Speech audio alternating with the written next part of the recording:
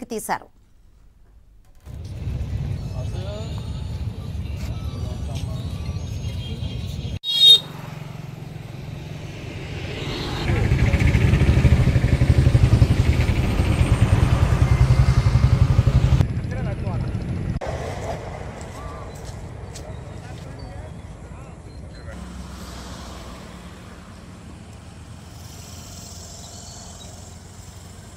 నువ్వెవరు చెప్తున్నాను బాగా చేపెట్టుకుంటే మీరెవరు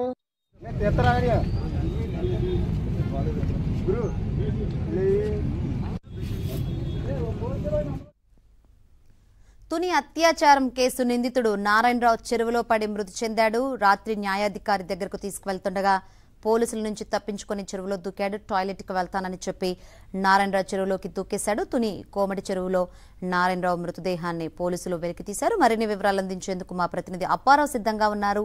అప్పారావు, శంకరి, కాకినాడ జిల్లా తునిలో మైనర్ బాలికను అత్యాచారం చేసిన నారాయణరావు ఆత్మహత్య చేసుకున్నాడు.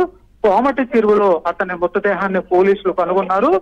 తునిలో నిన్న మైనర్ బాలికను అత్యాచారం చేసిన కేసులో పోలీసులు నిందితుడు నారాయణరావుని సాయంత్రం అరెస్టు చేశారు. అతనిపై పోక్సో కేసు నమోదు చేయడంతో పాటు కిడ్నాప్ అత్యాచారం చేసుకున్నట్టు కేసులు కూడా నమోదు చేశారు.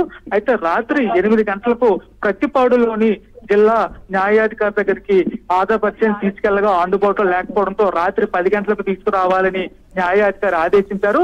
అందులో భాగంగా రాత్రి 10 గంటలకి న్యాయాధికారి వద్దకి తీసుకువెళ్తున్న సమయంలో తనకు అర్జెంటుగా టాయిలెట్ వస్తుందని వాహనం ఆపాలని పదే ఒత్తిడి చేశాడు. దీంతో నిందితుడు కోరిక మేరకు పోలీసులు వాహనాన్ని ఆపారు. దీంతో రాత్రి 11 గంటల సమయంలో సమీపంలో చెరువులోకి దూకి నారాయణరావు ఆత్మహత్యాయత్నం చేశాడు. అయితే పోలీసులు అతని కోసం గాలించిన ఫలితం రాలేదు. దీంతో ఉదయం వలలో వేసి వెతికితే అతను మృతదేహం కనిపించింది. దీంతో నారాయణరావు ఆత్మహత్య చేసుకున్నట్టు పోలీసులు నిర్ధారించారు. కాగా తుని గురుకుల పాఠశాల నుంచి ఇప్పటికే 4 సార్లు బాలికను తాతయ్య అని చెప్పి బయటకు తీసుకెళ్లి అత్యాచారం చేసినట్లు పోలీసులు నిన్న నిర్ధారించారు. ఈ మేరకు బాలిక నుంచి కూడా నిన్న సాయంత్రం వాంగ్మూలం కూడా తీసుకున్నారు. అయితే నిందితుడిని రిమాండ్ కు తరలించే ప్రయత్నంలోపై ఈలోపు ఆత్మహత్య చేసుకోవాలన్న పరిస్థితి నెలకొందని చెప్పాలి. శంకరి. రైట్ అప్పారావు.